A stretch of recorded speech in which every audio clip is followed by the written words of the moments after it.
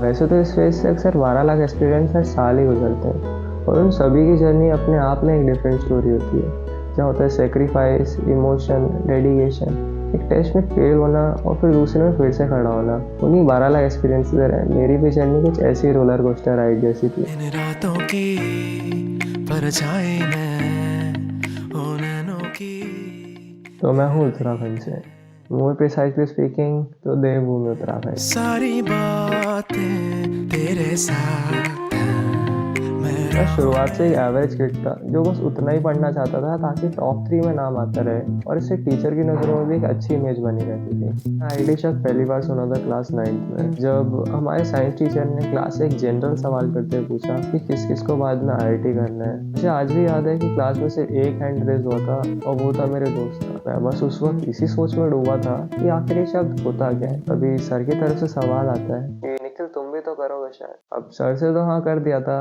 पर फिर इस शब्द के बारे में ज्यादा कुछ सोचा नहीं। कारी बदरिया छाए, कारी बदरिया आए ना निंदिया। अब 1 साल बाद हुए हमारे क्लास 10 बोर्ड्स के एग्जाम। डिस्ट्रैक्शंस के साथ पढ़ाई मैनेज करके एग्जाम्स तो दे दिए थे।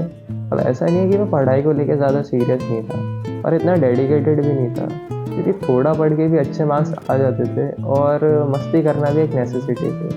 अबे चुप हो जा। खैर, एग्ज़ाम जस्ट ख़त्म ही हुए थे कि उसके 4 दिन बाद लॉकडाउन लग गया, एंड उस वक्त तक भी मुझे आईआईटी का ज़्यादा कुछ पता नहीं था। अब कोरोना में 11th-12th कैसे निकली वो तो सब आप जानते ही हैं। खैर, एक चीज़ और मेंशन करना चाहूँगा कि मेरे 11th फाइनल एग्ज़ाम्स और 12th बोर्ड्स दोनों ऑफलाइन हुए हैं। हाँ, मैं ऑनलाइन किड नहीं हूँ, और हाँ, उस साल बोर्ड्स भी 2 हुए थे। पर फिर आता है एक टर्निंग पॉइंट मेरी लाइफ में। खैर, एग्ज़ाम से एक रात पहले पढ़ के अच्छी खासी परसेंटेज तो आ गई थी क्लास 11th में, पर कंसेप्ट बिल्कुल भी क्लियर नहीं थे।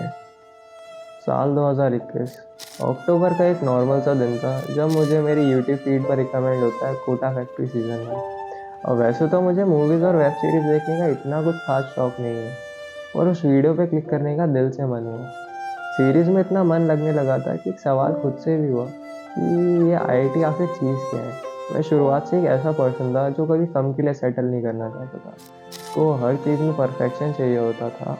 और आईआईटी के ऊपर रिसर्च करने में मुझे लगा कि ये चीज़ मुझे शायद मेरी एस्पिरेशंस को पूरा करने में ज़रूर हेल्प करेगी। एक दिन अमन भैया की उस वीडियो को देख के न जाने कहाँ से इतना मोटिवेशन आया कि उस चीज़ ने मुझे पहली बार खुद से किताब उठाने में मजबूर कर दिया। कुछ बात तो थी उनके शब्दों में, क्योंकि एग्ज़ाम से बस एक रात पहले पढ़ने वाला निखिल अब बिना किसी बात के लिए पढ़ता था। गलीबान पढ़ाई में वो इंटरेस्ट शायद उससे पहले कभी आया ही नहीं था। अब सफ़र में चलते चलते हमारी मुलाकात होती है अलग सर से इन एनएलएम का लेक्चर। देखते ही देखते मैंने फिज़िक्स और केमिस्ट्री के मोस्ट इंपॉर्टेंट चैप्टर्स उनकी वीडियो देख के सॉल्व कर दिए थे, अगर it was NLM, work power energy, या केमिकल बॉन्डिंग और मोल कंसेप्ट। अब सीरियस तो हो गया था पढ़ाई और आईआईटी को लेकर, पर कुछ क्लैरिटी नहीं थी कि पढ़ना कहाँ से है और फॉलो किसको करना है। तभी उस टाइम लॉन्च होता है पीडब्ल्यू का ऑनलाइन लक्ष्य लैब। लॉन्च कर दिया है क्लास 12 का full year program for physics पापा को तो कन्विंस कर लिया था लॉन्च वीडियो दिखा के, पर क्या पता था कि उसी समय इतनी बड़ी जिम्मेदारी उन छोटे से कंधों ने बाय डिफ़ॉल्ट उठा ली थी। मैं था अप्रैल का, जब हमारे बैच की फर्स्ट लाइव हुई। सभी बच्चों में एक अलग ही एंथुसियाज्म, एक अलग ही मोटिवेशन था, और एक सपना भी था अपनी उम्मीदें पूरी करने का और अपनी खुद की एक्सपेक्टेशंस पे खड़ा उतरने का। हर दिन कुछ ना कुछ नया सीखने को तो मिलता ही था, और मोटिवेशन भी इतना हाई था कि हर पल कंसिस्टेंसी से पढ़ाई होती थी। कुंदन सर से मामला कूल करके, पंकज सर के स्पेशल लगा के, और आरडी सर की सिद्धि प्राप्त करके सब ऑन ट्रैक चल रहा था। तभी मेरी एक परफेक्ट मूविंग कार्ड को एक झटका लगता है। वो कहते हैं ना, nothing goes as planned in your way. इतना हार्डवर्क कंसिस्टेंटली करते करते मैं थोड़ा लीनियंट हो गया था, और जब तक बैक ऑन ट्रैक आ पाता मेरा काफ़ी बैकलॉग बन गया था। बैकलॉग इतना बड़ा भी नहीं था, पर मैंने उसे इतना बड़ा मान लिया कि at that exact moment I lost the battle. फिर आगे के महीने पुराना बैकलॉग क्लियर करने में और नया बैकलॉग बनाने में निकलते जा रहे थे। मैं एक लेक्चर के नोट्स बना पाता, उतने में 3 लेक्चर्स के और बढ़ जाते थे। इसमें ना तो पुराने अच्छे से कवर हो पा रहे थे और ना नए। फिर डीपीपी, बुक्स, मॉड्यूल्स तो आप सब भूल ही जाओ। और मेरी 11th पूरी बची थी रिवाइज करने को। धीरे धीरे समय बीतता जा रहा था और जेई की डेट्स और नज़दीक आते जा रही थी। दिसंबर का दिन था जब I was at the verge of giving up, क्योंकि एग्ज़ाम की टेंटेटिव डेट्स थी जनवरी की और मेरी पूरी 11th एंड आधी 12th बची थी रिवाइज करने को।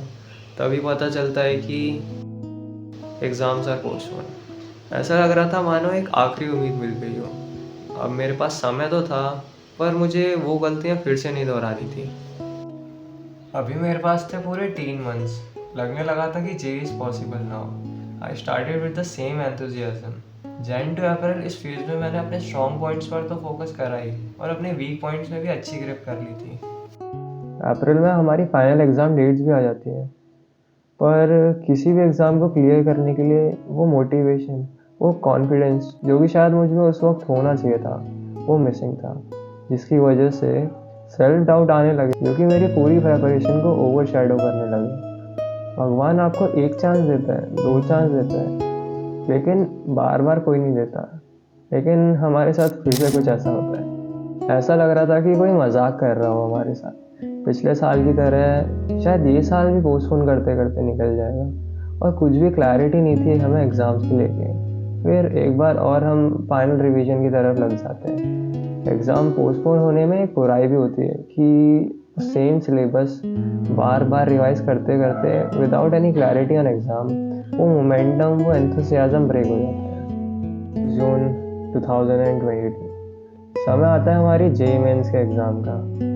फिज़िक्स मेरी बाकी सब्जेक्ट्स में सबसे ज़्यादा स्ट्रॉन्गेस्ट थी, तो भगवान से बस एक रिक्वेस्ट करते हुए कि फ़िज़िक्स का पोर्शन टफ आए, हम एग्ज़ाम हॉल के अंदर घुस जाते हैं। After 180 minutes of grinding my brain onto those questions, trying to put all that I've studied for an year, we come out of the hall with a sense of satisfaction कि चलो अच्छा गया exam, अब आगे के लिए बढ़ते हैं। After all those efforts, dedication and determination, we all come down to a single day, the result day. काफ़ी expectations थी खुद से कि क्वालिफाई तो कर ही लेंगे, बट कुछ कहानियाँ बनी ही नहीं होती कंप्लीट होने के लिए। उनमें से एक ये भी है। मैंने काफ़ी लर्निंग्स ली है अपनी इस 1.5 साल की जर्नी से।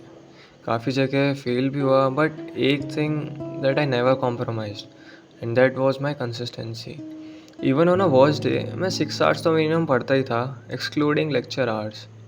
आई failed because of multiple reason. मैं अपना एंड गोल डिसाइड नहीं कर पाया। I prepared for JEE, parallel to 12 boards, NDA, CUET, and that was a blunder. फिर आप में से काफ़ी लोगों का ये भी डाउट होगा कि मैं इस कॉलेज में कैसे पहुंचा, and how did I clear my JEE. Well, थोड़ा वेट करना तो बनता है उस सब के लिए, and I can assure that the weight will be worth it. ये कहानी अभी बाकी है मेरे दोस्त।